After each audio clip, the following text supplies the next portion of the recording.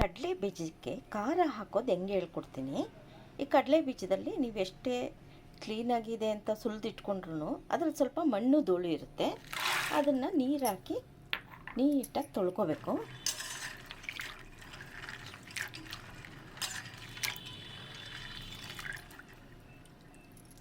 ತೊಳೆದು ಸೋರ್ಲು ಹಾಕ್ಕೋತೀನಿ. ಎರಡೆರಡು ಸಲ ಚೆನ್ನಾಗಿ ತೊಳೆದು ಹಿಂಗೆ ಸೋರ್ಲು ಹಾಕ್ಕೊಂಡಿದ್ದೀನಿ. ಈಗ ಒಂದು ಬೌಲ್ಗೆ ಒಂದು ಬಟ್ಲು ಕಡಲೆ ಹಿಟ್ಟು ತೊಗೊಂಡಿದ್ದೀನಿ. ಒಂದು ಅರ್ಧ ಬಟ್ಲಷ್ಟು ಅಕ್ಕಿ ಹಿಟ್ಟು ತೊಗೊಂಡಿದ್ದೀನಿ. ಕಾರ್ನ್ ಫ್ಲೋರು ಒಂದು ಬಟ್ಲು ತೊಗೊಂಡಿದ್ದೀನಿ. ಅಕ್ಕಿ ಹಿಟ್ಟು ಒಂದು ಸ್ಪೂನೇ ತೊಗೊಳ್ಳಿ ಸಾಕು. ಈಗ ರುಚಿಗೆ ತಕ್ಕಷ್ಟು ಉಪ್ಪು ಹಾಕ್ಕೋಬೇಕು. ಖಾರದ ಪುಡಿ ಆಮೇಲೂ ಹಾಕ್ಕೊಳ್ಳೋದ್ರಿಂದ ಇದಕ್ಕೆ ಸ್ವಲ್ಪ ಹಾಕ್ಕೊಳ್ಳಿ. ಅರಿಶಿನ ಸ್ವಲ್ಪ.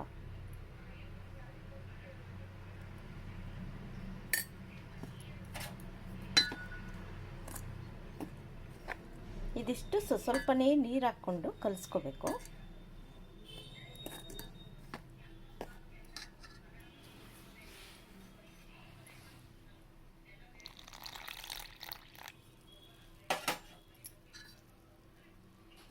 ಅಷ್ಟೊತ್ತಿಗೆ ಇಲ್ಲೊಂದು ಪ್ಲೇಟಲ್ಲಿ ಎಲ್ಲ ಸಪ್ರೇಟ್ ಇದು ಹುರಿದಾದ್ಮೇಲೆ ಹಾಕ್ಕೊಳ್ಳೋಕೆ ಬೇಕಾಗುತ್ತೆ. ಇದೊಂದು ಪ್ಲೇಟ್ ರೆಡಿ ಮಾಡ್ಕೊಳ್ಳಿ.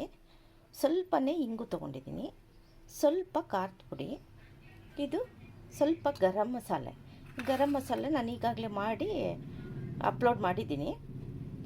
ಜೀರಾ ಪೌಡ್ರು ಸ್ವಲ್ಪ, ಮೆಣಸು ಪುಡಿ ಸ್ವಲ್ಪ, ಚಾಟ್ ಮಸಾಲ ಸ್ವಲ್ಪ. ಇದೆಲ್ಲ ಹಾಕೋದ್ರಿಂದ ರುಚಿ ಚೆನ್ನಾಗಿ ಬರುತ್ತೆ.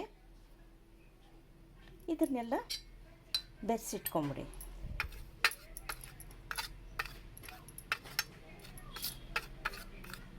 ಇದೆಲ್ಲ ಲಾಸ್ಟ್ಗೆ ಹಾಕೋದು ತೋರಿಸ್ತೀನಿ.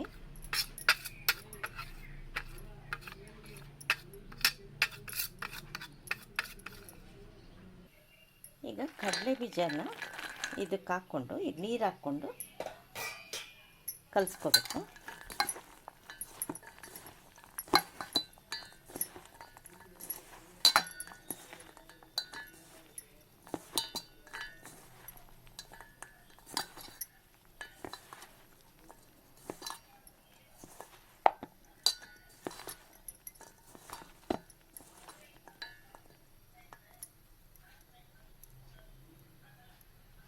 ಇಲ್ಲಿ ಪ್ಯಾನ್ನಲ್ಲಿ ಎಣ್ಣೆ ಹಾಕ್ಕೊಂಬಿಟ್ಟು ಹೈ ಫ್ಲೇಮ್ ಮಾಡಿಕೊಂಡು ಆಮೇಲೆ ಕಡಿಮೆ ಮಾಡಿಕೊಂಡು ನಾವು ಕರ್ಕೋಬೇಕಾಗುತ್ತೆ. ಈಗ ಹೈ ಫ್ಲೇಮಲ್ಲಿಟ್ಟು ಈಗ ಕಡಿಮೆ ಮಾಡ್ಕೊಂಡಿದ್ದೀನಿ. ಈಗ ನಾವು ಏನು ಕಲಸಿ ಇಟ್ಕೊಂಡಿದ್ದೀವಿ ಅದು ಸ್ವಲ್ಪನೇ ಹಾಕ್ಕೋಬೇಕು.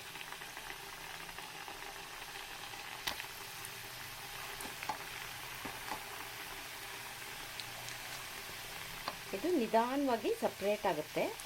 ಸ್ವಲ್ಪನೇ ಹಾಕ್ಕೊಂಡು ಆಮೇಲೆ ಬೇರೆ ಬೇರೆ ಆಗುತ್ತೆ. ಕಡಲೆ ಬೀಜ ಎಲ್ಲ ಸಪ್ರೇಟ್ ಬರುತ್ತೆ.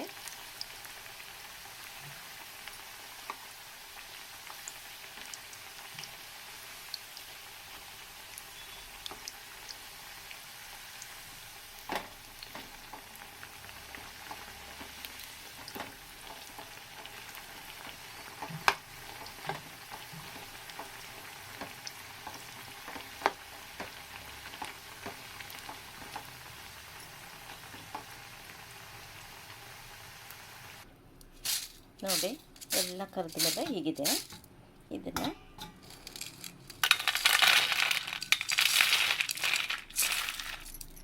ನೋಡಿ ಎಷ್ಟು ಕ್ರಿಸ್ಪಿಯಾಗಿದೆ.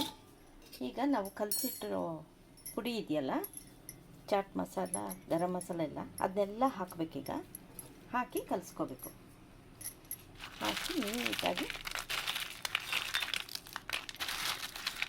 ಕೈಯಲ್ಲಿ ಕಲಿಸ್ಕೋಬೇಕು.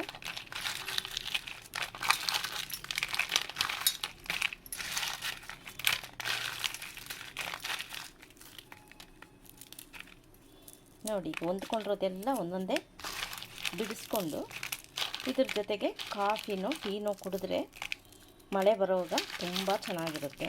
ಇದು ಒಂದು ತಿಂಗಳ ತನಕ ಸ್ಟೋರ್ ಮಾಡಿ ಇಟ್ಕೋಬೋದು. ಗರಿಗರಿಯಾಗೇ ಇರುತ್ತೆ ಒಂದು ಬಾಟ್ಲಿಗೆ ನಾನು ಹಾಕಿಟ್ಕೊಂಡ್ರೆ.